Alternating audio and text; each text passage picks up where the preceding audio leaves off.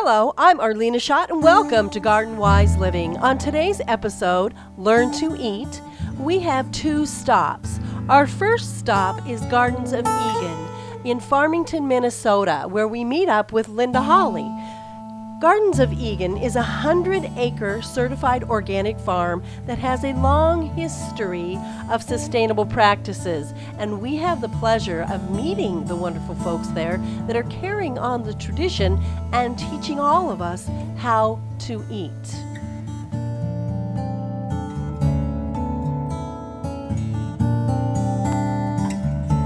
The next stop on our Learn to Eat episode, we stop in Maryland, Wisconsin at J&A Produce and CSA. My daughter Ashley and her husband Jason Seacamp treat us to a wonderful day of picking pumpkins and peppers as well as freezing corn. Hi, my name is Linda Hawley and I'm the farm manager at Gardens of Eagan in Farmington, Minnesota. We grow on a 100-acre farm all sorts of organic produce every year. Gardens of Eagan was started, way back. Was started in the mid-70s by Martin Diffley. And later he was joined by his wife, and eventually they moved here to this farm. It's been a history of a family farm growing organic produce for a whole generation. And now they're looking to retire and finding a new generation of farmers to farm this land. So the Wedge Food Co-op in Minneapolis, Minnesota, has entered into an agreement with them to purchase the farm and the business, to hire me and a whole team of next generation farmers to grow produce. What's the crop on the bottom? It's white Dutch clover, and we seed it with one of those little whirly seeders that goes like this. Nothing high tech at all. Anybody could do it just by... But it's beautiful. Yeah. Absolutely gorgeous. So this is like probably a 1/4 acre of kale, and we'll pick it about almost 20 times. These same plants will get this. Well, this field will get picked about 20 times. A lot of people plant kale and then they don't harvest it, and it can get to be this monster in your garden. As you can imagine, if there were leaves all the way down.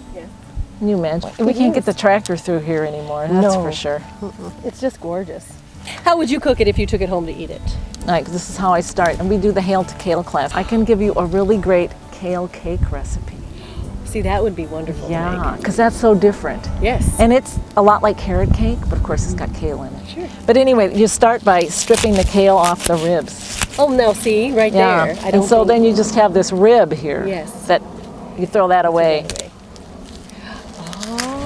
Hail to kale. Hail to kale. I'm going to have to cover that class because that just sounds just too wonderful. Oh, it is great. I bet. And I think most people, the way we like to introduce it to people is in a stir fry with something, well, the easiest stir fry, you start with garlic. Doesn't every stir fry start with garlic? Gotta have garlic. Right, garlic, maybe onions. Yes. And if it's fall, I skip these two ingredients, but if it's summer, if it's high summer, and you want to put some green leafy stuff in your diet, but you're really into the tomatoes and corn thing. Yes. So you start with garlic, throw in a few onions, and now chopped tomato and corn cut off the cob. Nice. You stir that around, and then you add your steamed kale, just enough to, get it warm all the way through. And that way you can steam it as much as you want. So if you really like it tender, you don't have to overcook those tomatoes and that corn.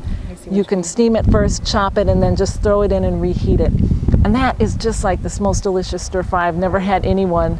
I sampled it at the state fair 2 years ago. Yes. And these big dads that come through with their little toddlers and they're showing them how to eat corn dogs. Yes. And they taste some of the kale. They're like, wow, this is really good. This is good. Yeah, right. So that's a really great way to introduce people to kale in the middle of the summer. Now, if it's not summer anymore, then I skip the corn and the tomatoes, and I might add sweet potato, which is the sweet with the kale is so good. Sure. And so a sweet potato, kale, onion, garlic stir fry, unbelievably yummy. Yummy. And it's like, it just tastes like fall. Exactly.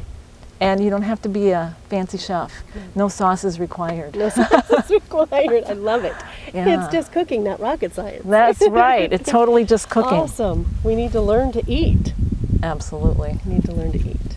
Here we can be in love with things that come from the northern climes instead of the Mediterranean. And I do try to remind people of that if they are choosing vegetables. Choose something darker. The darker the better. And yeah, green is good. Purple's better. That's a little sea of kale, isn't it? Play sea of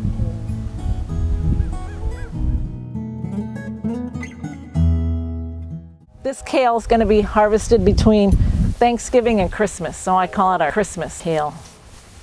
Kale's our signature crop, so we know that if we have kale for sale, people will buy it. And it'll be interesting. In the fall, kale is really sweet. It'll be interesting to see if this kale gets just as sweet as the kale that gets, really out in the tough weather. We generally stop picking our field crop 1st of November. Usually it's just like they've frozen just a little too hard. It gets down in the teens and they're just damaged. So this is what we hope to have to take us into Christmas. Merry Christmas. Wow. Yeah, most people don't put kale on their Christmas table, do they? No, I don't. But we could now. This year. Maybe we will this year. Start a new tradition. Absolutely. Christmas kale. That's right. After getting acquainted with Christmas kale, we head out to the field where edamame soybeans are being harvested. Edamame soybeans have been used in Asian and Japanese cooking for over 2,000 years. Not only are they delicious, but they also are packed full of protein. They are traditionally cooked in salt water, a little bit of boiling salt water, for about 3 to 4 minutes. Then you would squeeze out the wonderful bean. You actually have some little ones to leave behind. That's amazing. The plants really, really vary.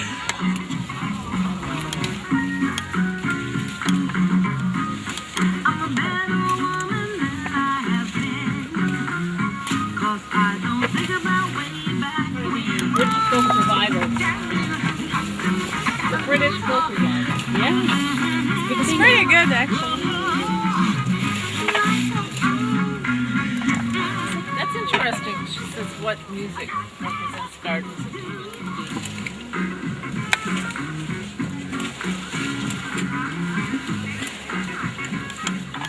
So this farm has probably fewer than the average varieties of crops for a farm that is 100 acres with about 60 in produce. Nice. And so we have more of one thing than the average farm would. This is our storage cabbage, just one little part of it, and some of our peppers, which are winding down, and our tomatoes, which are winding down. Yes. This is my favorite variety of tomatoes. This is kind of how we pick them because they're heirloom soft, and so we want to pick them slightly green. And What's I the just name of this actually one? found this one on the ground. Someone had Nice. rejected it. This is called speckled Roman, Oh, wonderful. and it's meaty like a Roma, yes. but Aroma. and super flavorful, Oh, like an nice. heirloom. And then we have acres of broccoli, fall broccoli. So We when do you- broccoli all summer, but in the fall is when it really shines. It's really the star of the show. So we have a lot of other brassicas besides kale. This is all cauliflower or varieties of cauliflower. Beautiful. And we like to do special things. So if we do white cauliflower well, then we try and plant other types. So are you familiar with Romanesco? No. That's the It's best. really cool. Romanesco. I think I should Remember make sure you see Romanesco. It's Okay. swirly. I wonder- Gardens of Eagan is dedicated to their trials, and not only does that help them, of course, to produce more produce, but it also helps us with varieties to plant. Here we have some really beautiful plants still. And it was our first year with Hoop House tomatoes, so we did 3 variety trials. Nice. We definitely found one we like the best and that we're going to plant next year. Flavor and productivity and health of the plant. As certified organic farmers, we're charged with sourcing certified organic seed unless it's not available. So high mowing is like our first stop in our seed search, and they don't have every variety we want. We also get a lot of seeds from Johnny's Selected Seeds, which they've been around for a very long time, and they have quite a good selection of organic seeds. After the hoop houses, we wandered out to the field so we could see some of the harvesting going on this time of year. We ran across a couple of young gentlemen who were harvesting leeks, and as you can tell, they've been doing this for a lot of years and know just how to get them prepared for market.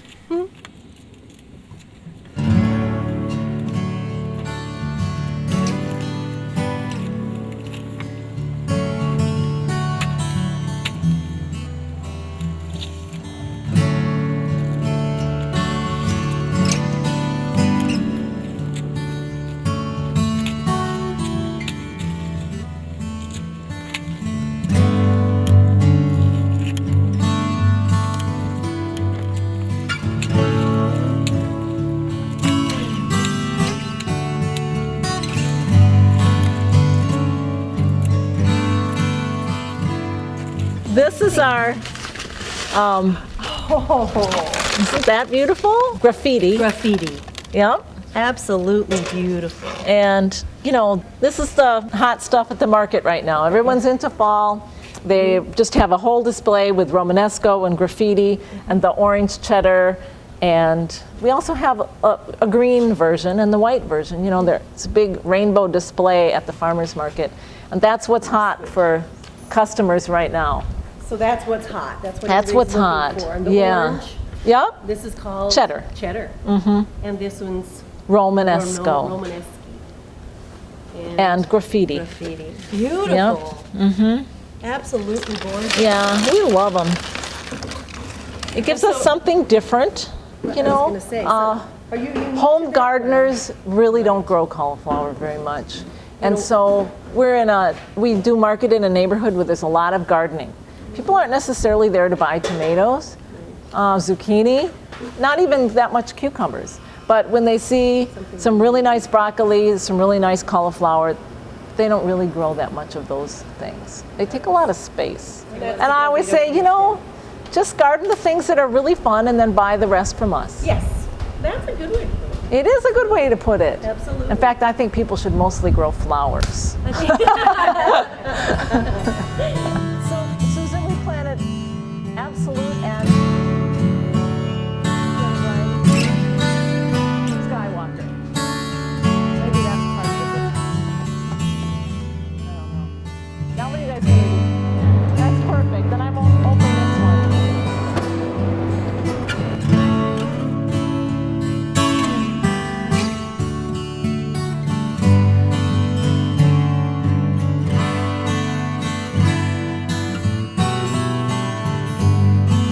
Lunch, Anna. See you after lunch. I had the opportunity to ask Linda a question. What does sustainability mean to you here at Gardens of Eagan? That's a good question. And I'm glad you asked it as my opinion, because I feel like it's a really loosely defined term that means different things to different people. But to me, it describes a system that will continue on into the future without dramatic changes. It has to be sustainable for the humans involved. It has to be sustainable for the ecology that surrounds and is within the farm that we grow our food in. It has to be sustainable for the soil. So I address sustainability by being a certified organic farmer.